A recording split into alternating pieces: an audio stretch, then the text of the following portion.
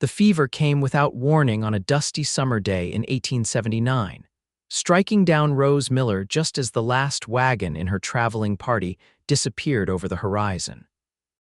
She crumpled to the ground beside the lone oak tree, her vision swimming with heat and betrayal as the dust cloud marking her companion's departure grew smaller in the distance.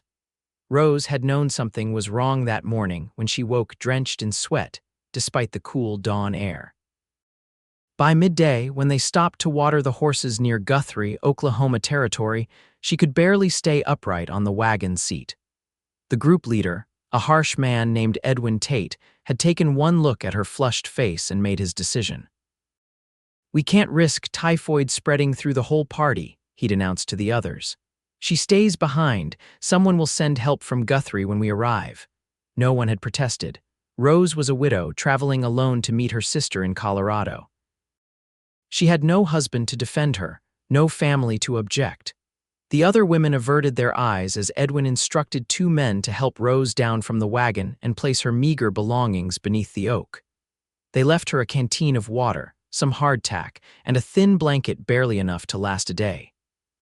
"Someone will come back," one of the women had whispered, not meeting Rose's eyes. But Rose knew better. No one would return for a fever-stricken stranger. Now, as consciousness slipped away, Rose heard hoofbeats approaching. Her last thought before darkness claimed her was that perhaps the coyotes would have her first. Dust swirled around Daniel O'Connor as he guided his buckskin horse away from the main trail. He'd been tracking a small herd of wild mustangs for days, hoping to capture a few for his struggling ranch outside of Guthrie. The drought had been hard on everyone this year, and he needed fresh stock if he was going to survive another season. Something caught his eye, a splash of faded blue fabric against the golden grass beneath a lone oak. Daniel pulled his horse to a stop, shading his eyes against the late afternoon sun. It looked like a bundle of cloth at first, then he realized with a jolt that it was a person. "Whoa there, Buck," he murmured, dismounting quickly. He approached cautiously, one hand on the revolver at his hip. Outlaws were known to use all manner of tricks to lure in unsuspecting travelers, but this was no trap. A young woman lay unconscious beneath the tree, her dark hair spilling around her pale face. Her skin burned with fever when Daniel touched her forehead, and her breathing came in shallow gasps. Beside her lay a nearly empty canteen and a small carpet bag. "Miss, can you hear me?" Daniel gently shook her shoulder, but she didn't respond. Daniel scanned the horizon, looking for any sign of a camp or traveling party. Nothing but empty prairie stretched in all directions. Who would leave a sick woman alone in the middle of nowhere? He couldn't leave her.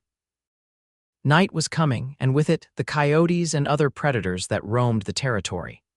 Even if the fever didn't take her, exposure certainly would. With a decision made, Daniel gathered the unconscious woman in his arms and lifted her onto his horse. He secured her belongings behind the saddle, then mounted up behind her, holding her limp form against his chest. "Let's get you somewhere safe, miss," he murmured, though he knew she couldn't hear him. "My place isn't much, but it's better than dying alone under this tree." The ride to his small ranch took nearly an hour. By the time they arrived, the woman's fever had worsened, and she muttered deliriously as Daniel carried her into his cabin. He laid her gently on his bed, then hurried to light the lamps and stoke the fire in the small iron stove. In the warm lamplight, Daniel got his first good look at her. She was young, perhaps in her mid-20s, with delicate features and dark lashes that stood out against her feverish cheeks. Her dress, though dusty and travel-worn, was of good quality. Not a working woman then, but not wealthy either. The simple gold band on her left hand suggested she was married, though there was no sign of a husband. Daniel filled a basin with water and found a clean cloth. He hesitated, uncomfortable with the impropriety of tending to an unconscious, married woman, but there was no one else for miles, and her fever needed to be brought down. "I apologize for the familiarity, madam," he said aloud as he gently bathed her face and neck with the cool water. "But I reckon staying alive trumps propriety at the moment." Through the night, Daniel tended to the woman's fever, replacing the cool cloth on her forehead when it grew warm, coaxing water between her parched lips when she seemed conscious enough to swallow. He brewed a tea of willow bark, An old remedy his mother had taught him and managed to get some down her throat. Dawn was breaking when her eyes finally fluttered open. They were a striking hazel color, Daniel noticed, green near the pupil and fading to amber at the edges. Confusion and fear filled them as she took in the unfamiliar surroundings. "Where am I?" she whispered, her voice raspy from thirst. She tried to sit up but fell back weakly. "Easy now," Daniel said, keeping his distance so as not to frighten her further. "You're safe. I found you yesterday, alone and burning with fever. I brought you to my cabin. I'm Daniel O'Connor." "Rose," she managed. "Rose Miller." "Mrs. Miller," Daniel acknowledged with a nod to her wedding band. "Where is your husband, your traveling party?" A shadow crossed her face. "My husband died 2 years ago, and my traveling party." She closed her eyes. "They left me behind when I fell ill, afraid I had something catching, I suppose." Daniel's jaw tightened with anger. "They abandoned you with nothing but a canteen and a blanket." Rose looked away. "I was a burden." "No one wants to travel with typhoid." "Do you have typhoid?" She shook her head slightly. "I don't think so. It comes on more slowly, doesn't it? This fever struck suddenly yesterday morning." Daniel nodded. "Likely just a summer fever then. Still, they had no right to leave you to die." "What choice did they have? We were bound for Colorado and they had schedules to keep." The resignation in her voice bothered Daniel more than the abandonment itself, as if she expected to be discarded, to be deemed not worth the trouble. "There's always a choice, Mrs. Miller. They chose wrong." He stood and moved to the stove. "I've made some broth. Think you can manage some?" Rose nodded, and Daniel helped her sit up against the pillows. Her weakness was evident in the way her hands trembled as she accepted the cup. "I can't repay you," she said after taking a sip. "Not immediately. But I have some money saved, and once I reach my sister in Colorado—" "I'm not looking for payment," Daniel interrupted. "Anyone would have done the same." Rose's bitter laugh surprised him. "Clearly not anyone, Mr. O'Connor, or I wouldn't have been left under that tree." He couldn't argue with that. Instead, he watched as she struggled to keep the cup steady. Without asking permission, he gently took it from her and held it to her lips. She accepted his help without comment, her eyes never leaving his face, as if trying to decipher his motives. When she had finished the broth, exhaustion overcame her again. "I should leave as soon as possible," she murmured, even as her eyelids grew heavy. "I can't impose." "You're not going anywhere until that fever breaks properly," Daniel said firmly. "Rest now. We'll figure out the next steps when you're stronger." Rose's eyes drifted closed. Just before sleep claimed her, she whispered, "Why are you helping me?" Daniel considered the question as he watched her fall back into slumber. Why indeed? He was a solitary man by nature, had been since returning from the war. He kept to himself, rarely ventured into town except for supplies, and certainly never brought strangers into his home. Yet here he sat, watching over this woman as if her survival mattered to him personally. Perhaps it did. Perhaps after seeing so much death, he couldn't bear to witness one more life extinguished when he had the power to prevent it. "Because you deserve better than dying alone under a tree," he finally answered, though she was already asleep and couldn't hear him. Night fell again and Rose's fever raged higher. She tossed and turned, crying out names Daniel didn't recognize, pleading with unseen figures. He continued his vigil, bathing her face and neck with cool water, forcing sips of willow bark tea whenever she was lucid enough to swallow. Near midnight, when her thrashing became more violent and she began to shiver despite the heat radiating from her skin, Daniel felt true fear. He'd seen men die of fever in the war, had watched as they burned from the inside out, beyond the help of any doctor or medicine. "Don't you die on me, Rose Miller," he said fiercely, wringing out a fresh cloth and placing it on her forehead. "You fight this, you hear me? Fight." As if responding to his command, Rose's eyes flew open, but they were unfocused, seeing something beyond the cabin walls. "Thomas." She called out, reaching toward Daniel with trembling fingers. "Is that you? Have you come back for me?" Daniel hesitated, then took her searching hand in his. "It's Daniel, Mrs. Miller, you're safe." "So cold," she whispered, her teeth chattering. "Why is it so cold, Thomas, the baby?" "We have to keep the baby warm." Daniel's heart constricted. A baby. Had she lost a child as well as a husband? "Everything's going to be all right," he soothed, pulling the blankets higher around her shoulders. "Just rest now." Rose's grip on his hand tightened with surprising strength. Don't leave me again, she begged. Please don't leave. Something in her desperate plea broke through Daniel's careful reserve. He sat on the edge of the bed and gathered her trembling form against his chest, blankets and all. I'm not going anywhere, he promised. I will watch over you all night. Whether it was the human contact or simply coincidence, Rose's shivering gradually subsided. She curled against him like a child seeking comfort, her head resting in the hollow of his shoulder. Eventually, her breathing deepened and steadied into sleep.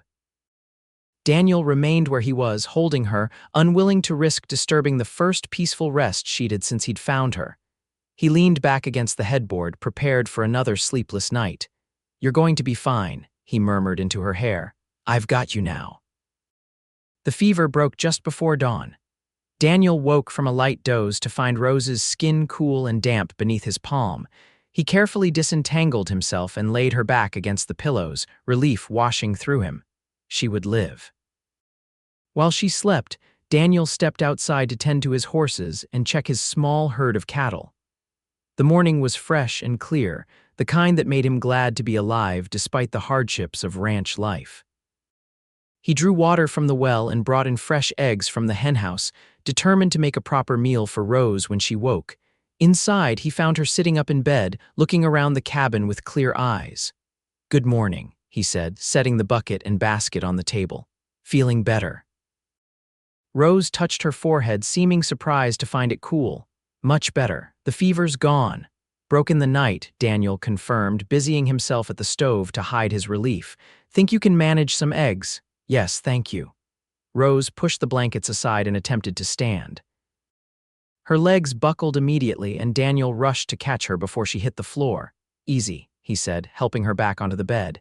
You've been flat on your back for 2 days with a raging fever. Give yourself time. Rose's face flushed with embarrassment. I need to, that is. Where is your outhouse? Daniel could have kicked himself for not anticipating this need. Just outside the back door. Here, lean on me. The journey across the cabin and out the door was slow and painful for Rose. Daniel supported her with an arm around her waist, pretending not to notice her mortification at having to accept such intimate help from a stranger. I'll wait right here, he said when they reached the outhouse. Call out if you need help. I'll manage, thank you, Rose said with as much dignity as she could muster. When she emerged a few minutes later, her face was drawn with exhaustion from even this small effort. Daniel helped her back to the cabin without comment, settling her in the single wooden chair by the table instead of the bed. A change of scenery might be nice, he explained, placing a cup of coffee before her. And you need to eat something. The eggs were simple fare, but Rose ate with obvious hunger. Some color returned to her cheeks as she finished the meal. I don't know how to thank you, she said, wrapping her hands around the coffee cup. Most men would have ridden past. I'm not most men, Daniel replied, then immediately felt foolish for the boast. That is, I couldn't leave anyone in that condition. Rose studied him over the rim of her cup. No, I don't imagine you could. You have kind eyes, Mr. O'Connor. The compliment caught him off guard.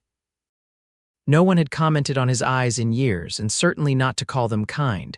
Most people in these parts saw only the hard shell he'd developed since the war. Daniel, he corrected.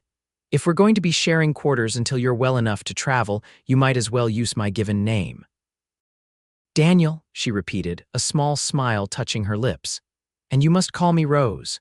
An awkward silence fell between them as they both realized the impropriety of their situation.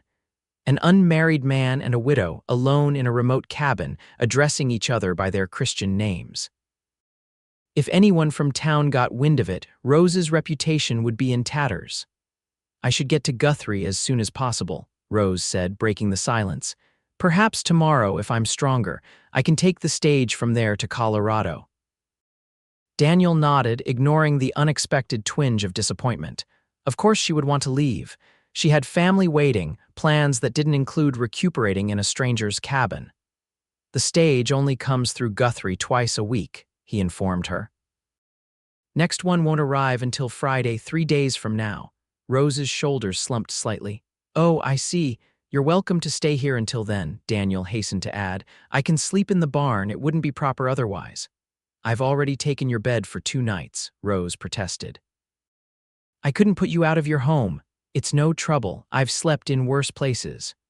Rose looked around the cabin, taking in the sparse furnishings, the carefully mended curtains, the shelf of books that seemed at odds with the rustic surroundings. This is a bachelor's home, she observed. Yes, Daniel confirmed, wondering where she was leading. Have you always lived alone? The question stirred memories Daniel usually kept buried. No, I had a family once, before the war. Understanding softened Rose's expression. You fought for the Union, Daniel nodded. 29th Indiana Infantry. When I came home in '65, there was nothing left for me there, so I came west like a lot of men did, and built this place yourself. Every board, Daniel confirmed, a hint of pride slipping into his voice. Started with just the barn and 10 head of cattle. Now I've got a proper herd, though this drought's been hard, Rose nodded. My husband Thomas and I had a small farm in Missouri. After he died of pneumonia, I couldn't manage it alone. I sold everything to pay his debts. Her matter-of-fact tone didn't quite mask the pain underneath. Daniel recognized the deliberate distance in her voice the same way he spoke of his own losses. I'm sorry about your husband, he said simply. Thank you. Rose set down her empty cup. And the baby you mentioned in your delirium, was that real or fever dreams? Rose's hands moved unconsciously to her midsection. Real, she said softly. I was 4 months along when Thomas died. I lost the baby a week after his funeral. The quiet grief in her voice reached something in Daniel that had been walled off for years. Without thinking, he covered her hand with his own. I'm sorry, Rose, truly. She turned her hand over to clasp his briefly, then pulled away.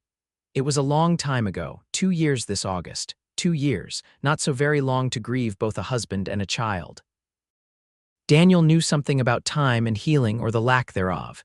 He still carried the weight of his own losses, 14 years after the war. My sister Rebecca has been asking me to join her in Colorado since Thomas died, Rose continued, clearly wanting to move past the painful subject. She and her husband have a boarding house in Denver. They've offered me a place there, helping with the cooking and cleaning. Sounds like a good arrangement, Daniel said, wondering why the thought of her continuing to Colorado left him feeling oddly bereft. He'd known this woman for barely 2 days, most of which she'd spent unconscious with fever. It is, Rose agreed, though without much enthusiasm. I'll have a roof over my head and family nearby, but not what you'd choose if you had other options. Rose looked surprised at his perception. No, she admitted. But beggars can't be choosers, can they? A widow with no children and no property has few paths open to her. The bitterness in her voice struck a chord in Daniel. He recognized the trapped feeling she described, the sense that life's choices had been narrowed by circumstances beyond control. What would you choose if you could? He asked, genuinely curious. Rose's gaze drifted to the window where the vast prairie stretched toward the horizon. A place of my own, she said softly, not dependent on anyone's charity or goodwill, somewhere I could build something lasting. It was exactly what Daniel had sought when he came to Oklahoma Territory, a fresh start, independence. Something to call his own that couldn't be taken away by war or fate. Before he could respond, Rose shook her head as if clearing away foolish thoughts. But that's just daydreaming. Reality is Colorado and my sister's boarding house. Dreams aren't such bad things to have, Daniel said. They keep us moving forward. Rose smiled, but it didn't reach her eyes. Perhaps, but I've found it safer not to dream too much. She shifted in her chair, visibly tiring. I should rest a bit more if you don't mind. Daniel helped her back to the bed, noticing how she leaned more heavily on him than before. The brief activity had drained what little strength she'd regained. Rest as long as you need, he said, adjusting the pillows behind her. I've got chores to tend to outside. Call if you need anything. Rose nodded, already drifting toward sleep. Daniel paused at the door, looking back at her small form beneath the blankets. Something about her tugged at him in a way he hadn't experienced in years. Her resilience, perhaps, or the quiet dignity with which she faced her limited prospects. Whatever it was, Daniel knew one thing with certainty. He wasn't ready to see her board that stage to Colorado. The next 2 days established a tentative routine. Rose regained her strength gradually, able to sit up for longer periods and even help with small tasks around the cabin. Daniel found himself enjoying her company more than he'd anticipated. She was intelligent and well-read, quick to laugh despite her circumstances, and possessed of a practical nature that he admired. They shared stories over meals, careful, edited versions that skirted around the deepest wounds. Daniel spoke of his childhood in Indiana, his years as a schoolteacher before the war, his journey west. Rose told him about growing up in Kentucky, her brief happy marriage, her hopes for a new start in Colorado. What remained unspoken were the nightmares that woke Daniel in the barn, leaving him drenched in sweat and reaching for a rifle that wasn't there. Or the sadness that sometimes clouded Rose's eyes when she thought he wasn't looking. On the third morning, Daniel returned from tending his cattle to find Rose outside, hanging laundry on the line he rarely used. She'd washed her dress and was wearing one of his shirts, belted at the waist and falling nearly to her knees. The sight of her in his clothing sent an unexpected jolt through him. "You shouldn't be exerting yourself," he called as he approached. Rose turned, shading her eyes against the morning sun.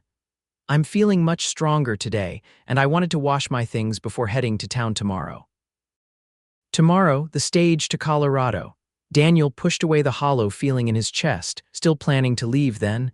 "Of course, I can't impose on your hospitality forever." She pinned the last garment to the line and collected the empty basket. "Besides, my sister will be expecting me." Daniel nodded, not trusting himself to speak. What could he say? That in just 3 days she'd broken through defenses he'd spent years building, that the thought of his cabin without her in it seemed unbearably empty. "I should ride into town today," he said instead. "Get you a ticket for tomorrow's stage." "That would be kind, thank you." Rose hesitated, then added, "And perhaps some supplies. I have money to pay you back." "What do you need?" "Just some basic provisions for the journey, and perhaps a length of fabric and some thread. My dress is presentable enough for travel, but I'd like to mend the tear in the sleeve before I meet Rebecca." "Of course." Daniel calculated mentally how much cash he had on hand. Not much, with the drought affecting his cattle sales, but enough for a stage ticket and some supplies. "I'll head out after the midday meal," he decided. "Should be back by sundown." The ride to Guthrie took just over an hour at a steady pace. The small frontier town was growing rapidly since the railroad had arrived the previous year, with new buildings going up along Main Street almost monthly. Daniel tied his horse outside Preston's general store and headed inside. The cool dimness of the store was a relief after the dusty ride. Daniel nodded to Preston, who was serving another customer, and began gathering the items on Rose's list. Flour, coffee, dried fruit, salt pork, basic provisions for a journey. He found a bolt of blue cotton fabric that seemed close to the shade of Rose's dress and added a spool of matching thread. "Daniel O'Connor, ain't seen you in town for a spell."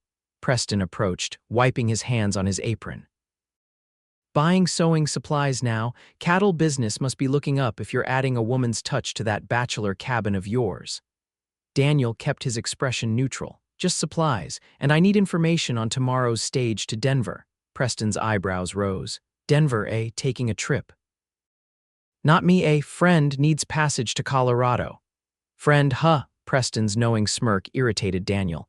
"Stage leaves at noon tomorrow. Tickets sold at the hotel desk. Speaking of friends, Sheriff was looking for you earlier. Said to send you his way if you came to town." Daniel frowned. He had little interaction with Sheriff Hammond unless there was trouble. "Did he say why?" Preston shook his head. "Nope, but he seemed plenty interested in finding you." After paying for his purchases, Daniel headed to the sheriff's office, a knot of unease forming in his stomach. Had someone seen him bringing Rose to his cabin? Was there talk in town already? Sheriff Hammond was at his desk when Daniel entered, reviewing wanted posters with a cup of coffee at his elbow.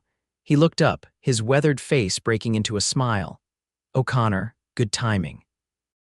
Was about to send a deputy out to your place." "Problem, Sheriff?" Hammond shook his head. "Not for you, just looking for information." He pulled out a telegram from his desk drawer. "Got this yesterday from a marshal in Fort Smith. They're looking for a woman traveling with the Wilson wagon train. Seems she went missing somewhere between here and Fort Smith." Daniel kept his expression carefully blank. "What's it got to do with me? You ride that north section pretty regular, tracking those wild horses. Thought you might have seen something. Woman's name is Rose Miller, widow, headed to Colorado, disappeared 3 days ago. So someone had reported her missing after all. Daniel considered his options carefully. If Rose had been deliberately abandoned by her traveling companions, they might now be trying to cover their tracks, claiming she'd simply wandered off. Why's a marshal involved in a missing traveler case? Daniel asked, buying time to think. Hammond shrugged. Didn't say. Just asked to circulate her description and report back if she turns up. He studied Daniel's face. You seen anything unusual out that way? Any strangers passing through? Daniel made his decision. No strangers, he said truthfully, but I'll keep an eye out. It wasn't exactly a lie. Rose wasn't a stranger anymore, at least not to him, and until he knew more about why a marshal was asking after her, he'd keep her presence at his cabin private. You do that, Hammond said, returning to his paperwork. If she's on foot out there, chances aren't good. Mountain lions been spotted near Bear Creek, and the coyotes are hungry this drought year. Daniel nodded grimly and left, his mind racing. Why would a marshal be looking for Rose? She hadn't mentioned any trouble with the law, but then there was much they hadn't shared with each other. His next stop was the hotel to purchase a stage ticket. The clerk, a thin man with spectacles perched on his nose, pulled out the passenger ledger. Denver, you say? That'll be $8. Name? Rose Miller. The clerk's pen paused above the page. Miller. There's a query about a Rose Miller. He rummaged beneath the counter and produced a piece of paper. Yes, here it is. Sheriff asked us to hold any tickets purchased in that name and notify him immediately. Daniel's heart sank. Whatever was going on, it was serious enough to have the law monitoring stage bookings. Must be a different Rose Miller, he said smoothly. This one's my cousin visiting from St. Louis. She's headed to Denver to see her mother. The clerk looked dubious. Sheriff was specific. Rose Miller, widow, mid-20s, dark hair, traveling from Arkansas to Colorado. My cousin's a spinster, 30 if she's a day, and coming from Missouri, Daniel lied. But if you can't sell me a ticket. No, I can sell it, the clerk backtracked, not wanting to lose the business. Just have to note it in the ledger. Rose Miller from St. Louis, you said? Daniel nodded, inwardly cursing the complication. He paid for the ticket and left quickly, aware that the clerk would likely inform the sheriff as soon as he was gone. He needed to get back to the ranch and warn Rose that something was amiss. The return journey seemed to take twice as long, though Daniel pushed his horse harder than usual. The sun was low on the horizon when he finally approached the cabin, golden light spilling across the prairie grass. Smoke rose from the chimney, and the smell of cooking greeted him as he dismounted. Inside, he found Rose at the stove, stirring a pot of stew. She'd obviously found time to wash her hair. It hung in damp waves down her back, catching the late afternoon light through the window. She turned at his entrance, a genuine smile lighting her face. Welcome back. I hope you don't mind, but I took the liberty of preparing supper. The domestic scene hit Daniel like a physical blow. This was what he'd been missing all these years without realizing it, not just a woman's presence, but this specific woman with her quiet strength and gentle smile. Daniel, is something wrong? He set his purchases on the table and removed his hat. We need to talk, Rose. There's a marshal looking for you. The color drained from her face. She set down the wooden spoon with a trembling hand. A marshal? Are you certain? Sheriff in town got a telegram. They're asking about a Rose Miller left behind by the Wilson wagon train. Rose sank into a chair, her eyes wide with fear. Did you tell them I was here? No, but they're watching for anyone buying a ticket in your name. Daniel sat across from her, studying her reaction carefully. Rose, if you're in some kind of trouble, I need to know what I'm getting into. She shook her head vehemently. I'm not a criminal if that's what you're asking. I've done nothing wrong. Then why is a marshal looking for you? Rose bit her lip, clearly weighing how much to reveal. It's my brother-in-law, she finally said. My late husband's brother, Matthew Miller. He's a marshal based in Fort Smith, and he's searching for you. Why? Because I fled rather than marry him, Rose said, her voice hardening.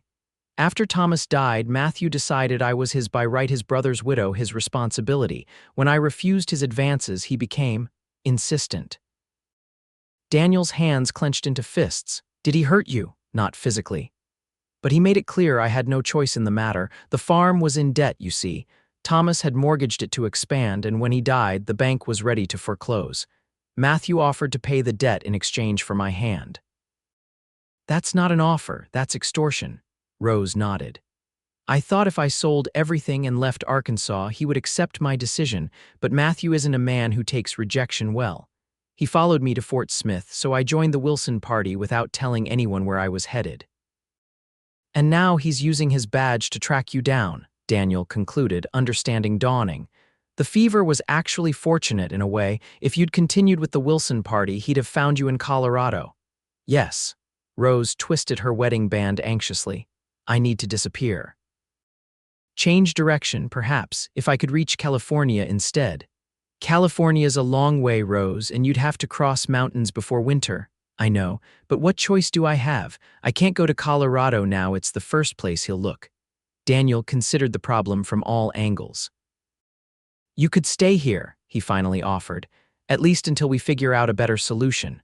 Rose looked at him in surprise. Here, but the marshal will eventually widen his search. Someone in town might have seen you bring me here. No one saw us, Daniel assured her. I came in from the north, avoided the main trail. Even so, I can't hide here forever, and I won't put you at risk of harboring a fugitive. You're not a fugitive, Daniel reminded her. You've broken no laws. Your brother-in-law is abusing his position to pursue a personal vendetta. Rose stared into the fire, conflict evident on her face. I don't know what to do, she admitted softly. Every path seems blocked. Daniel reached across the table and took her hand. Stay, he said simply. Just for now, we'll figure it out together. The gratitude in her eyes made his heart twist. How long had she been carrying this burden alone, with no one to share it? Thank you, she whispered. I don't know why you're being so kind to me, but thank you. Daniel didn't have an answer that wouldn't reveal too much of his growing feelings for her. Instead, he squeezed her hand once and then released it. The stew smells like it's ready, he said, changing the subject. Let's eat, and then we can make plans. Over the simple meal, they discussed options. Rose couldn't use the stage, now her name would be flagged immediately. Traveling alone cross-country was too dangerous, especially with winter approaching. Staying in Guthrie was risky as long as Matthew Miller was actively searching. What about your sister? Daniel asked. Could you get word to her somehow, let her know what's happening? Rose nodded slowly. I could write to her, but I'd have to be careful about how I send it, if Matthew is watching her mail. I have a friend who runs freight to Denver, Daniel offered. He could deliver a letter directly, bypass the postal service entirely. That would work, Rose agreed. At least Rebecca would know I'm safe, not missing or dead somewhere on the trail. In the meantime, you'll stay here, Daniel decided. No one from town ever comes out this way unless invited. You'll be safe. Rose looked troubled. It's not proper, Daniel. A single woman living in a man's home. I'll continue sleeping in the barn, he assured her. And when winter comes, I'll build a wall to divide the cabin if needed. Your reputation will remain intact. It's not just my reputation I'm concerned about, Rose said softly. People will talk about you too, Daniel shrugged. Let them, I've never much cared what the town thinks of me. Even so, I can't simply live here without contributing. I won't be a burden. You're not a burden, Rose. Nevertheless. Her chin lifted in that determined way he was coming to recognize. I can cook, clean, mend. I'm good with a garden. We could expand yours before winter sets in, and I can learn to help with the cattle if you'll teach me. Daniel found himself smiling at her determination. Sounds like you're planning to become my partner rather than my guest. A blush crept up Rose's cheeks. I only meant I know what you meant, he said gently, and I accept your offer. We'll be partners for as long as you choose to stay.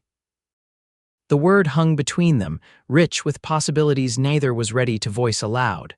Partners. It suggested permanence, equality, shared purpose. All things Daniel had never expected to find again after the war took everything from him. Partners, Rose repeated, a tentative smile warming her eyes. I think I'd like that. The weeks that followed established a new rhythm to life at the ranch.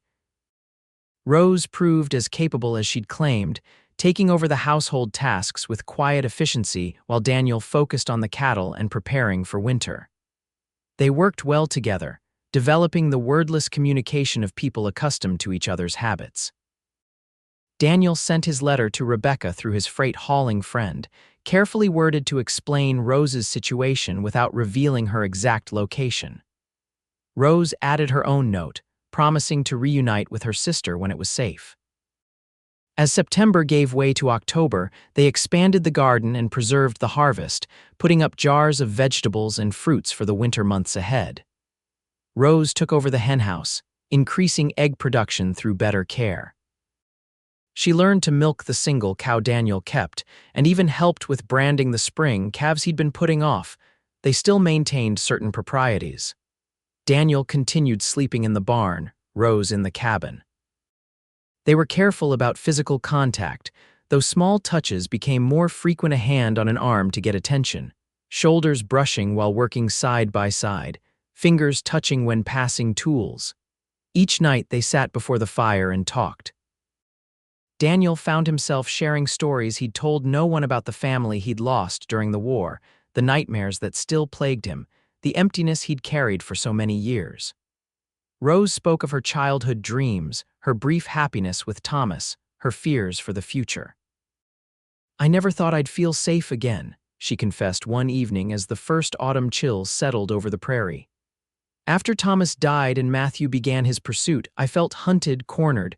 And now," Daniel asked, watching the firelight play across her features, "now I feel." She paused, searching for the right word. "Home, I feel at home here." The simple declaration filled Daniel with a warmth that had nothing to do with the fire. Home. She felt it too, then this sense that they belonged together, that the partnership they'd forged was meant to be. "I'm glad," he said simply, not trusting himself with more elaborate words. Rose studied his face in the flickering light. "Daniel, I need to ask you something. Anything? Why did you really help me that day? The truth, please."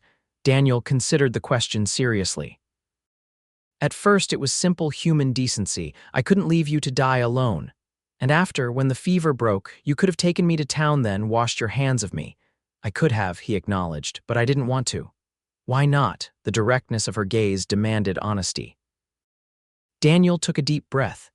"Because from the moment you opened your eyes and looked at me, I felt something I thought had died in me years ago. Interest, concern, a desire to know you better." Rose's eyes widened slightly. "And now, after these weeks together?" "Now," Daniel's voice roughened.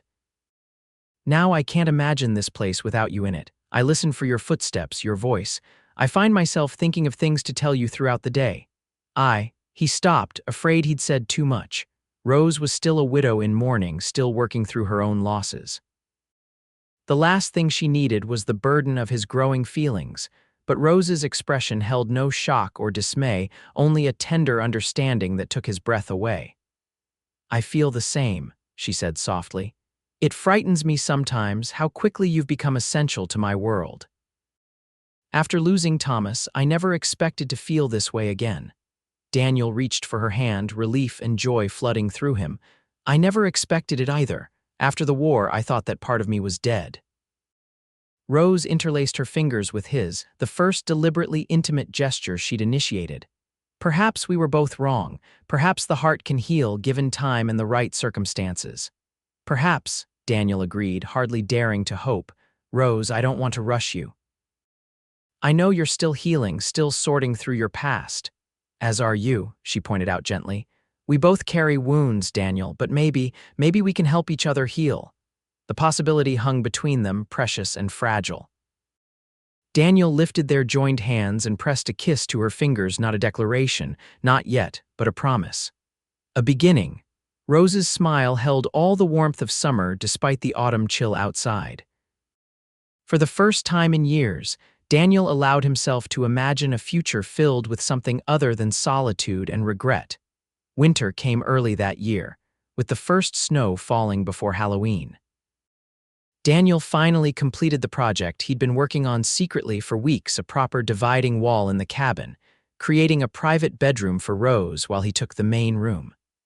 With the temperatures dropping below freezing at night, sleeping in the barn was no longer practical.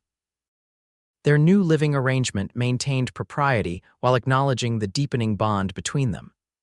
Daniel was careful never to enter Rose's space without invitation, and she respected his need for solitude on the days when memories weighed heavily on him. By Christmas, the ranch had transformed. Curtains hung in windows that had been bare for years. Bookshelves lined one wall, filled with both Daniel's collection and volumes Rose had ordered from the general store. A braided rug covered the previously bare floor, and the smell of fresh bread frequently filled the air. More remarkable than the physical changes was the lightness Daniel felt despite the season. Winter had always been the hardest time, when darkness and cold drove him deeper into memories of battlefields and loss. But Rose's presence created a warmth that went beyond the physical. Her laughter, her quiet companionship, her understanding of his dark moods without judgment all combined to ease the weight he'd carried for so long. Their partnership deepened in ways neither had anticipated. Rose proved to have a head for figures, taking over the ranch accounts with an efficiency that revealed previously hidden profits. Daniel discovered her passion for learning and began bringing home books and newspapers whenever he ventured into town, delighting in their discussions of current events and ideas. News from the outside world reached them sporadically. Daniel's friend returned from Denver with a letter from Rebecca, expressing relief that Rose was safe and promising to maintain secrecy about her whereabouts. There were also rumors that Marshall Miller had extended his search to Colorado, questioning settlers along the trail about any widow traveling alone. "He won't give up easily," Rose said worriedly after Daniel relayed this information. "Matthew's always been stubborn to the point of obsession." "Let him search," Daniel replied with more confidence than he felt. "He has no authority here in Oklahoma Territory and no reason to look in this direction. You're safe, Rose." She nodded, but the shadow of fear never fully left her eyes whenever Matthew's name was mentioned. Daniel wished he could erase that fear, protect her completely from the man who had driven her to flee her home. But all he could offer was vigilance and the promise that she wasn't alone anymore. As January gave way to February, bringing the deepest cold of the winter, their evening conversations by the fire grew more personal, more revealing. One night, as wind howled outside and snow piled against the windows, Rose asked the question Daniel had been dreading. "Will you tell me about your family? The ones you lost in the war?" Daniel stared into the flames, old grief rising to the surface. "It's not a happy story. Few of our stories are," Rose said gently, "but I'd like to know if you're willing to share." He nodded slowly. Her name was Ellen. "We married young. I was 20, she was 18. I was teaching at the local school and she assisted the doctor in town. We had a daughter, Sarah, born in '59. Rose's hand found his, offering silent support. "When the war came, I enlisted. Thought it was my duty, you know." Ellen didn't want me to go, but she understood. I promised I'd be home soon. His voice grew rough with remembered pain. "I wrote every week, got letters back less frequently but regular enough. Sarah was growing, learning to read. Ellen sent me a lock of her hair once so blonde it was almost white." He fell silent, lost in memory. Rose waited patiently, not pushing. In '63, after Gettysburg, the letters stopped coming. I wrote and wrote, but heard nothing. Thought maybe the mail was disrupted. That happened often. But then I got a letter from our neighbor." Daniel swallowed hard.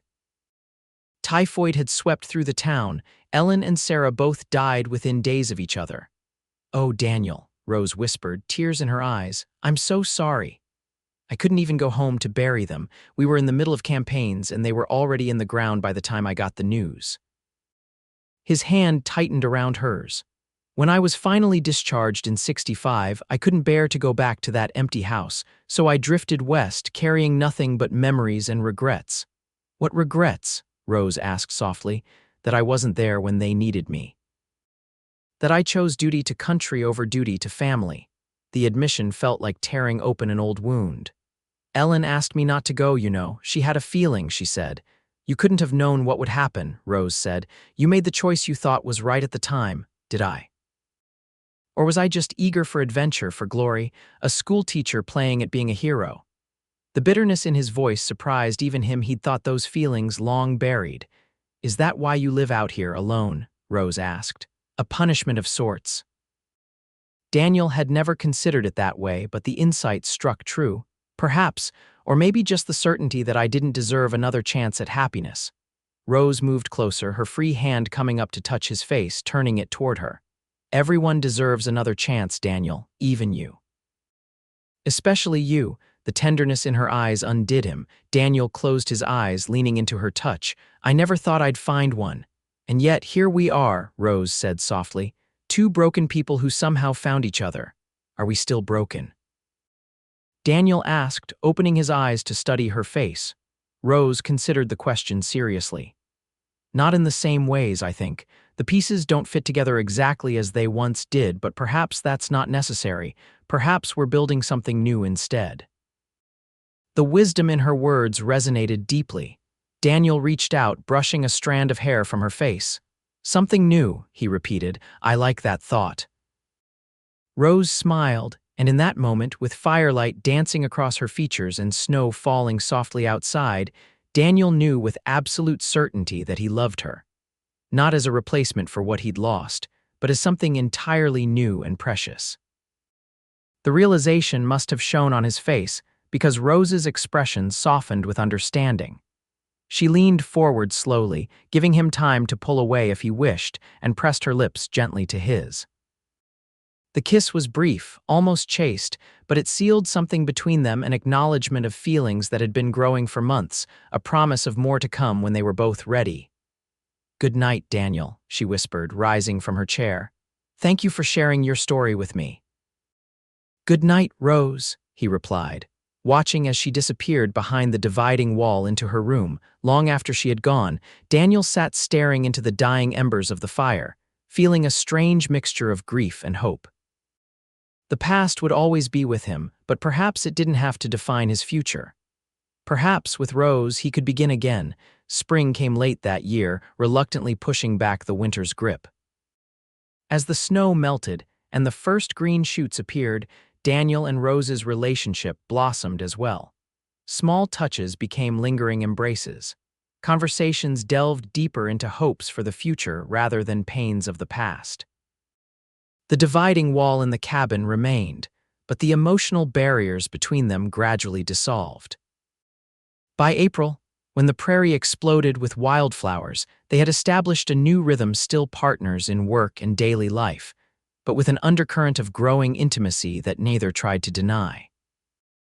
They hadn't spoken of marriage, but the possibility hung in the air between them, waiting for the right moment. That moment came unexpectedly, on a warm afternoon when Daniel returned early from checking fence lines. He found Rose in the garden, kneeling among the newly planted vegetables, a wide-brimmed hat shading her face from the spring sun. She looked up at his approach, her smile warming him more effectively than any sunlight. You're back early, she observed, sitting back on her heels and wiping soil from her hands, finished sooner than expected. Daniel crouched beside her, admiring her work. Garden's coming along nicely. Should have a good harvest this year if the weather holds. Rose pointed to the neat rows. Potatoes there, carrots along the edge, beans climbing those poles. And I've started tomatoes inside, ready to transplant next month. Her planning, her casual assumption that she would be there to see the harvest, filled Daniel with quiet joy. He reached out to take her hand, soil and all. Rose, I've been thinking. She turned to face him fully, something in his tone catching her attention. About what? About us? About the future? Daniel took a deep breath.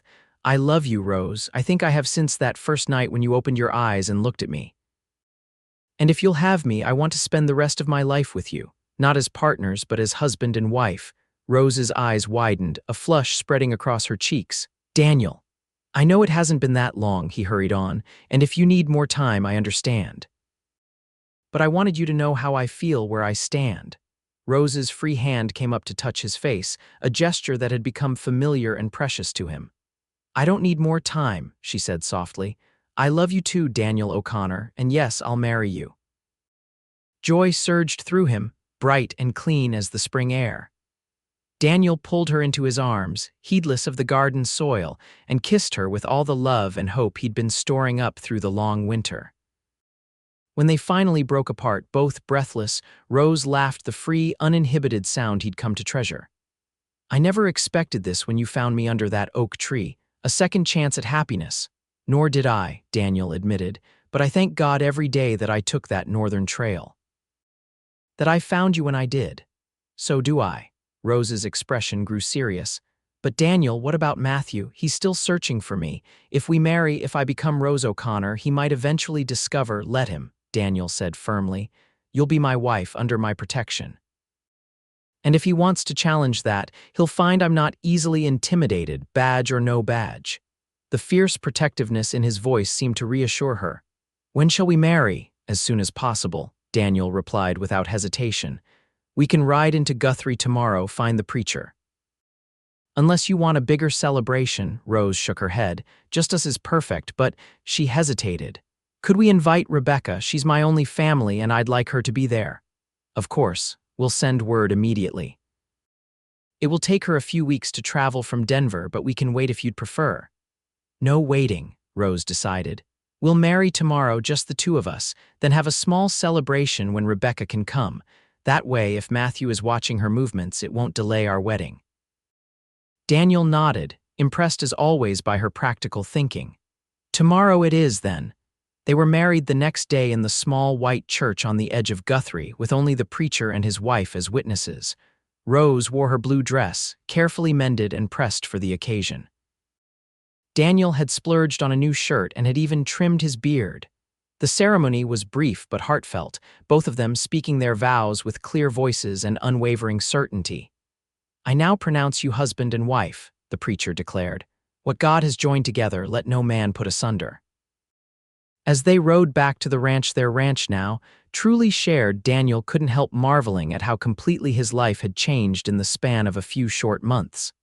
From solitary existence to shared joy, from guarding his heart to opening it fully. That night, with no dividing wall between them anymore, Daniel held Rose in his arms and whispered, Do you remember what I said to you that first night when your fever was so high? Rose turned in his embrace to face him. You said many things, I'm sure, though I was too delirious to recall most of them. I told you I would watch over you all night, Daniel said softly. And now I can promise to watch over you for all the nights to come.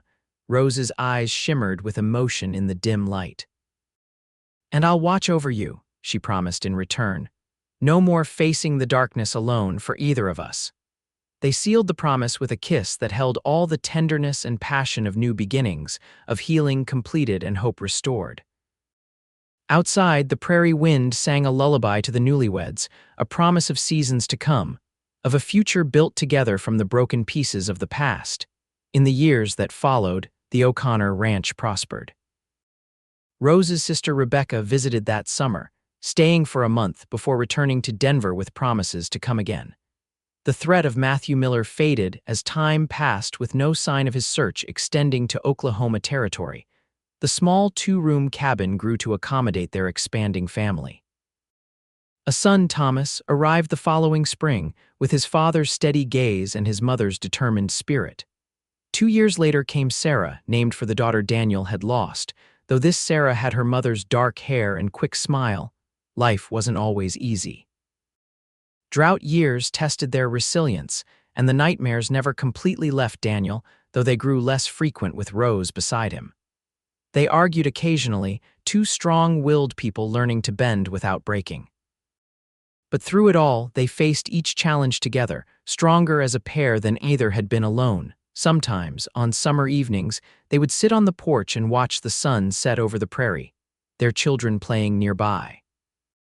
In those quiet moments, Daniel would take Rose's hand and remember that first desperate night when he'd promised to watch over her. How that simple act of compassion had opened the door to a life he'd never imagined possible after his losses. "Penny for your thoughts," Rose would say, noticing his contemplative mood, and Daniel would smile, squeezing her hand gently. "Just counting my blessings," he'd reply, and marveling at how sometimes the worst days can lead to the best life. Rose would lean her head against his shoulder then, understanding perfectly. For she too had traveled through darkness to find unexpected light, had lost everything only to gain something precious beyond measure. Together, they had built something lasting from the broken pieces of their past, not by forgetting what came before, but by honoring it while still reaching for the future. a future that had begun with a fever, a vigil, and a promise kept through the longest night.